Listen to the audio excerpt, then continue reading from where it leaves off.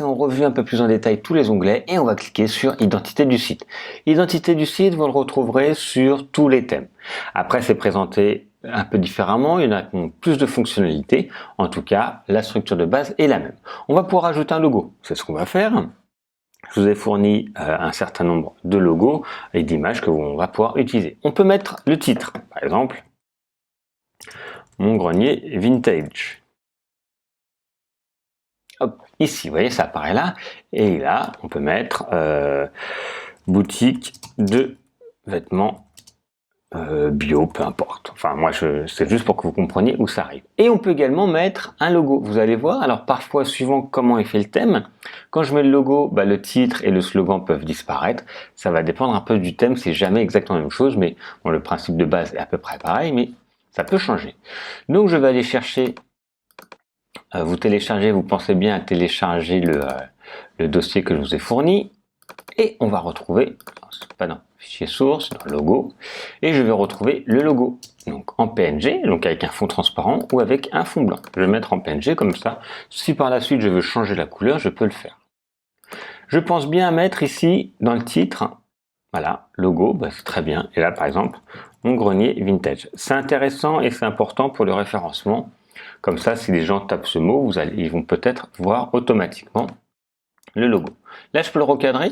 S'il n'était pas bien recadré, on ne pourra prendre qu'une partie également. Recadrer l'image. Et normalement, il arrive, voilà, très bien. Il arrive et comme je vous disais, le titre a disparu parce que c'est de cette manière-là dont ils le font. Donc voilà, c'est un choix. Moi, je préfère mettre le logo plutôt qu'un titre. Si en attendant, vous n'avez pas votre logo, mettez le titre, voilà. Et vous pouvez choisir donc l'icône du site. L'icône du site, c'est l'élément qui se trouve juste là. C'est très important de l'avoir parce que quand vous allez avoir plusieurs onglets d'ouvert, donc vous savez, ils vont se mettre les uns après les autres. Là, s'il n'y a rien, c'est pas très intéressant. Donc, on va aller chercher ici, ça s'appelle un favicon. Télécharger, je vous l'ai fourni ici, favicon. J'ai repris le symbole. Alors, dans votre logo, c'est soit le petit pictogramme, soit la première lettre, soit une partie.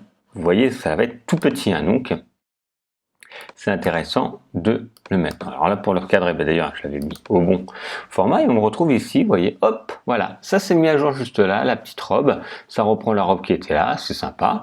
On pourra mettre, comme je vous dis, juste des lettres ou autre, mais voilà, c'est intéressant de le mettre et vous pensez bien à cliquer sur publier pour enregistrer les modifications qu'on vient de faire. Donc là, on était dans l'identité du site, faites-le avec moi. Si vous voulez utiliser vos images, si vous avez vos images, si pour l'instant vous n'avez pas utilisé les images que je vous donne, et pensez bien que n'importe quel thème que vous allez avoir, la plupart des fonctionnalités vous allez les retrouver. En tout cas, celle-ci, elle va exister dans tous les thèmes. Et ça va être à peu près pareil, juste là, parfois vous avez un peu plus d'options pour ici pouvoir jouer sur la taille du logo directement, parce que parfois il faut rentrer dans le code, si on veut que ça soit plus petit ou plus grand. Là, il est d'une taille donnée par défaut. Et ici, parfois, vous allez avoir plus d'options pour vraiment ajuster ce logo. Donc ça va dépendre, en tout cas, le principe de base, le logo, le titre, le slogan et le favicon, ça sera pareil dans tous les thèmes. On passe à la suite juste après.